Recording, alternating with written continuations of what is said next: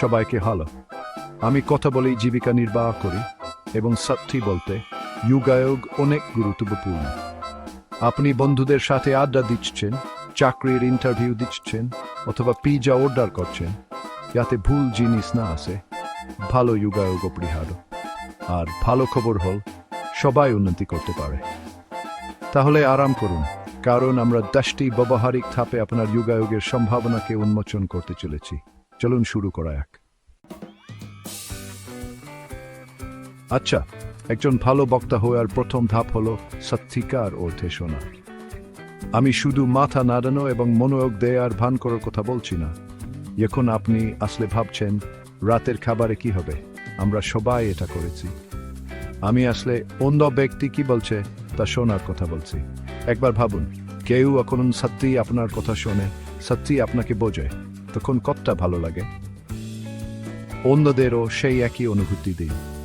তাই আপনার ফোনগুলি রেখে দিন, ভিতরের কথাগুলো খামান। আমার কখনোই বলতে হয় না, কিন্তু সেটা অনগল্প। এবং বক্তার দিকে মনোযোগ দিন, চোখের দিকে তাকান।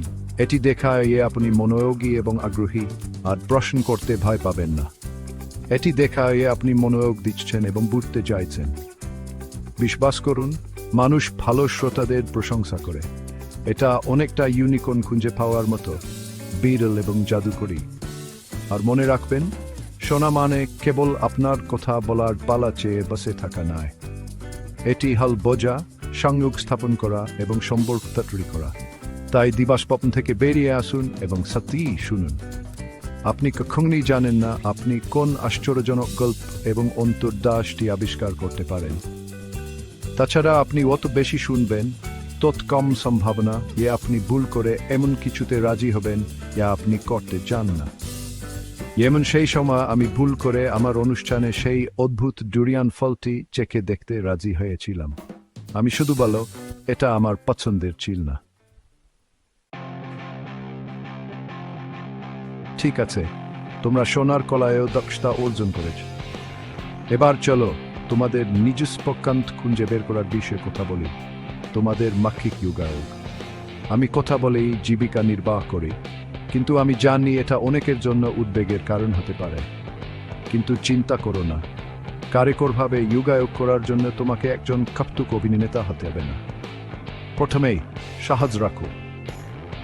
বড় বড় শব্দ বা জটিল পরিভাষা ব্যবহার করার কোন প্রয়োজন নেই, যা মানুষের মাথা ঘুরিয়ে দেয়। কল্পনা করো, তুমি তোমার দিদিমাকে কিছু ব্যাখ্যা করছো। তোমাকে অবশ্যই স্পষ্ট এবং সংক্ষিপ্ত হতে হবে। আর স্পষ্ট কথার কথা বলতে গেলে স্পষ্ট উচ্চারণ করো। এটা তোমার কথাগুলোতে অতিরিক্ত জোর দেওয়ার মতো, বিশেষ করে যদি তুমি এমন কোন ভাষায় কথা বলো যা তোমার মাতৃভাষা নয়। গতিও গুরুত্বপূর্ণ। কেউ কথোপকথনের মধ্যে তাড়াহুড়ো অনুভব করতে চায় না, তবে এত ধীরে কথা বলো না যাতে লোকেরা তাদের খাড়ি দেখতে শুরু করে। সঠিক ছন্দ খুঁজে বের করো, একটি সুন্দর সমান গতি যা সবাইকে আগ্রহী রাখে। আর মনে রেখো, অনুশীলন সাফল্যের চাবিকাঠি।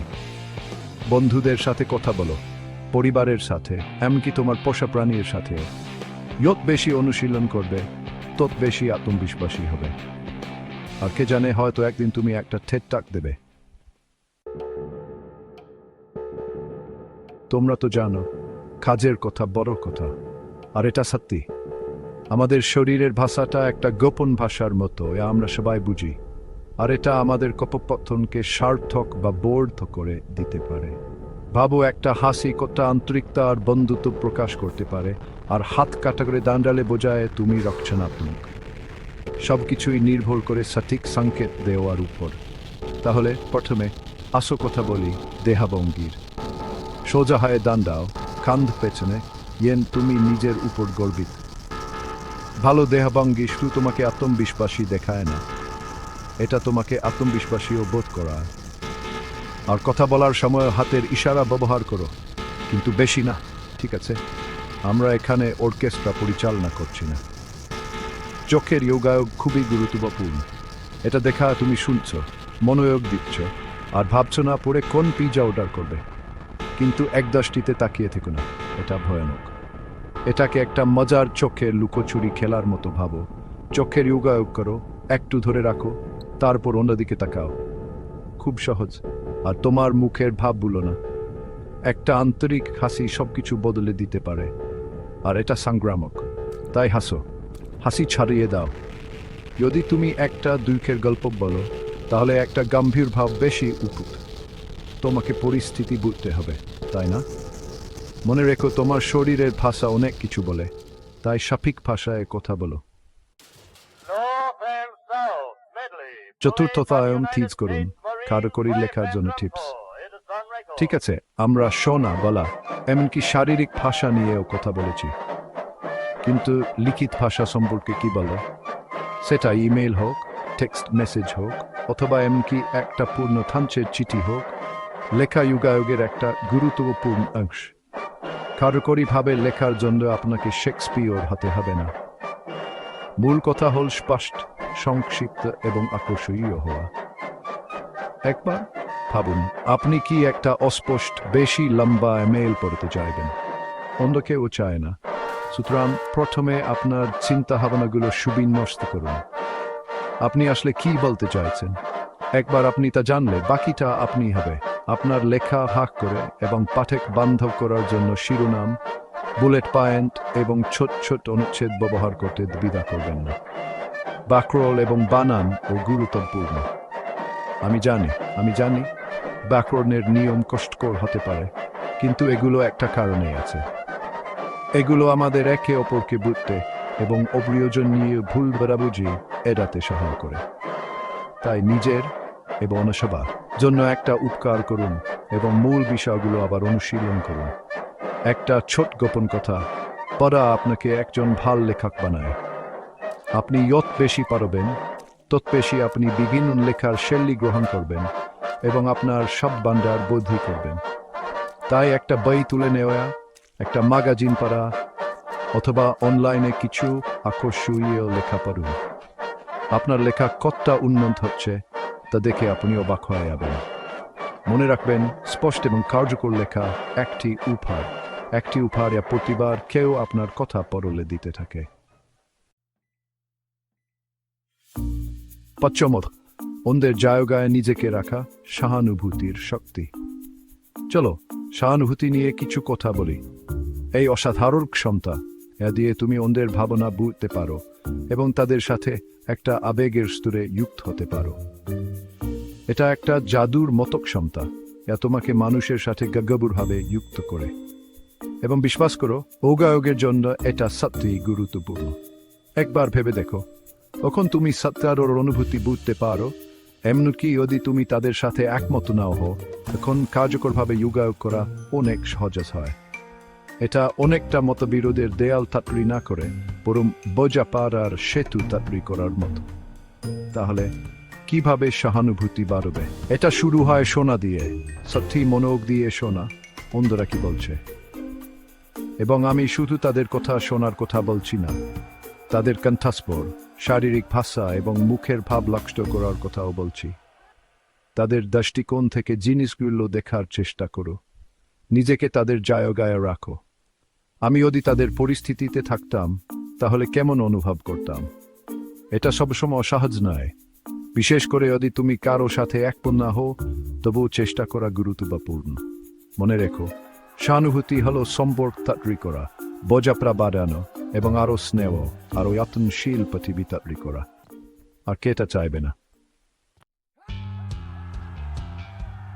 ষষ্ঠ অধ্যায়, ভাবকে জয় করুন, জনসংখ্যে বক্তৃতা দেওয়ার কিছু টিপস। আচ্ছা, আমি জানি তুমি কি ভাবছো, জনসংখ্যে বক্তৃতা এটা কি সবার সবচেয়ে ভয়ঙ্কর দুষ্প্রাপ্য নয়? আসলে তা হতে হবে এমন কোন কথা নেই। বরং জনসংখ্যে বক্তৃতা দেওয়া হতে পারে তোমার ভাবনাগুলো শেয়ার করার, অন্যদের অনুপ্রাণিত করার, এমনকি পথে কিছু হাসি ঠাট্টা করার একটা চমৎকার সুযোগ। এখন আমি মিথ্যে বলব না, প্রথম এটা একটু নার্ভাস করতে পারে, কিন্তু মূল কথা হলো প্রস্তুত থাকা, অনেক অনুশীলন করা এবং তোমার ভেতরকার রকস্টারকে বের করে আনা। হ্যাঁ, ঠিকই শুনেছ, তোমার ভেতরকার রকস্টার। বাচ্চে ওকার আগে তোমার বিষয়বস্তু সম্পর্কে ভালোভাবে জেনে নাও। আয়নার সামনে, বন্ধুদের সামনে, তোমার কুকুরের সামনে, এ কেউ শুনবে তার সামনে অনুশীলন করো। যত বেশি অনুশীলন করবে তত বেশি আত্মবিশ্বাসী বোধ করবে। আর মনে রেখো, নার্ভাস হওয়াটা ঠিক আছে।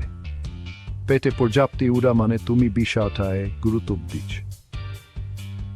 শুধু একটা গাবুর শ্বাস নাও, হাসো এবং তোমার আবেগকে প্রকাশ করো। মানুষ তোমার আন্তরিকতা এবং উৎসাহের প্রতি সাড়া দেবে। আর কে জানে, হয়তো একদিন তুমি একটা টেড টক, একটা কিনোট স্পিচ অথবা এমনকি তোমার নিজের টক শো হোস্ট করবে। সম্ভাবনা অসীম। কখনো খেয়াল করেছো তোমার কাছের বন্ধুদের সাথে তুমি এভাবে কথা বলো, তোমার বসের সাথে কি সেভাবে কথা বলো? এটাকে বলে যোগাযোগের ধরু বদলানো। আর এটা ভালো সম্পর্ক তৈরি করার এবং তোমার কথা স্পষ্টভাবে বোঝানোর জন্য একটা খুবই গুরুত্বপূর্ণ দক্ষতা। একটা উদাহরণ দেয়, তুমি কি সাকতে পার্টিতে বল গাউন পরে যাবে? যোগাযোগের ক্ষেত্রেও একই কথা প্রয়োজন। তোমার শ্রোতাদের বস, পটভূমি, আগ্রহ এবং বোঝার ক্ষমতা অনুযায়ী তোমাকে তোমার কথা বলার ধরু বদলাতে হবে। এখন তুমি এমন কারোর সাথে কথা বলছো যে কোনো বিষয়ে বিশেষজ্ঞ, তখন তুমি বিষয়টির বিশেষ শব্দ এবং পারিভাষিক শব্দ ব্যবহার করতে পারো। কিন্তু যদি তুমি সাধারণ শ্রোতাদের সাথে কথা বলো, তাহলে সহজ ভাষা ব্যবহার করা এবং খুব বেশি বিশেষ শব্দ ব্যবহার না করা ভালো। আর সাংস্কৃতিক পার্থক্যের কথা ভুলেও না। এক সংস্কৃতিতে ইয়া ভদ্র বলে বিবেচিত হয়, অন্য সংস্কৃতিতে তা অভদ্র হতে পারে। তাই যদি তুমি বিগিন পটভূমির মানুষের সাথে যোগাযোগ করো, তাহলে তাদের রীতিনীতি সম্পর্কে জেনে নাও এবং মনে রাখো। মনে রাখবেন, কার্যকর যোগাযোগ মানে হল তোমার শ্রোতাদের বোঝা এবং তাদের কাছে পৌঁছানোর জন্য তোমার বার্তা তৈরি করা। আচ্ছা, চলো প্রযুক্তি নিয়ে একটু কথা বলি। আজকাল সব জায়গায় এটা ছড়িয়ে আছে। আর যদি বুদ্ধি করে ব্যবহার করো, তাহলে এটা যোগাযোগের একটা অসাধারণ মাধ্যম হতে পারে। ইমেইল আর মেসেজ থেকে শুরু করে ভিডিও কনফারেন্সিং আর সোশ্যাল মিডিয়া, পৃথিবীর যে কোনো জায়গার মানুষের সাথে যোগাযোগ করার অনেক উপায় আছে। কিন্তু বড় ক্ষমতার সাথে বড় দায়িত্ব আছে, তাই না? প্রযুক্তি সাবধানে ব্যবহার করা গুরুত্বপূর্ণ, আর কিছু সাধারণ ভুল এড়িয়ে চলা জরুরি। যেমন ধরো, রেগে গিয়ে কখনো ইমেইল পাঠিয়ে পরে আফসোস করেছ। হ্যাঁ, আমিও করেছি। তাই সবসময় একটু সময় নেয়া, শান্ত হওয়া আর সেন্ড বাটন টিপার আগে মেসেজটা আবার পরে দেখা ভালো। আর ইমেইলের কথা বলতে গিয়ে বানান আর ব্যাকরণের কথাও বলতে হয়। ইমেইল অনানুষ্ঠানিক বলেই সব ব্যাকরণ আর বানানের নিয়ম ভুলে যেতে নেই। মনে রাখবে, স্পষ্ট ও সংক্ষিপ্ত যোগাযোগ গুরুত্বপূর্ণ ডিজিটাল দুনিয়াতেও। আর ভিডিও কনফারেন্সিং কথা তো ভুলেই গেছি। অনেক দূরে থাকলেও এটা মানুষের সাথে মুখোমুখি যোগাযোগ করার একটা দারুণ উপায়। তার উপর এটা ফোনের চেয়ে অনেক বেশি ব্যক্তিগত আর সম্পর্ক মজবুত করতে সাহায্য করে। তাই প্রযুক্তিকে আলিঙ্গন করো, সুবিধা নেয়ার জন্য ব্যবহার করো, আর দয়া, সম্মান এবং সাধারণ বুদ্ধি ব্যবহার করে যোগাযোগ করতে ভুলো না। জানেন তো, এমনকি সবচেয়ে ভালো যোগাযোগকারীদেরও উন্নতি করার জায়গা থাকে। আর উন্নতির চাবিকাঠি কি জানেন? মতামত। আমি জানি মতামত চাওয়া একটু ভয়ের হতে পারে, বিশেষ করে যদি আপনি এর সাথে অভ্যস্ত না হন। কিন্তু আমাকে বিশ্বাস করুন, এটি আপনি পেতে পারেন এমন সবচেয়ে মূল্যবান উপহারগুলির মধ্যে একটি। মতামতকে আপনার যোগাযোগ দক্ষতার জিপিএস হিসেবে ভাবুন। এটি আপনাকে আপনার শক্তি এবং দুর্বলতাগুলি শনাক্ত করতে সাহায্য করে, যাতে আপনি উন্নতি করতে পারেন। আর সবচেয়ে ভালো দিকটা কি জানেন? এটা আসে আপনাকে সাহায্য করার ইচ্ছা থেকে। তাহলে কিভাবে মতামত চাইবেন? এটা সহজ, শুধু জিজ্ঞাসা করুন। আপনার বিশ্বস্ত মানুষদের, বন্ধু, পরিবার, সহকর্মী, পরামর্শদাতাদের আপনার যোগাযোগের ধরন সম্পর্কে তাদের সেট মতামত জিজ্ঞাসা করুন। তারা যা বলে তা মনোযোগ দিয়ে শুনুন, এমনকি যদি তা সবসময় শোনা সহজ না হয়। আর মনে রাখবেন, মতামত বিনিময় দুই দিক থেকে হয়। অন্যদের মতামত দেওয়ার বিষয়টিও নিশ্চিত করুন। এটি দেখানোর একটি দুর্দান্ত উপায় যে আপনি তাদের বিকাশে আগ্রহী।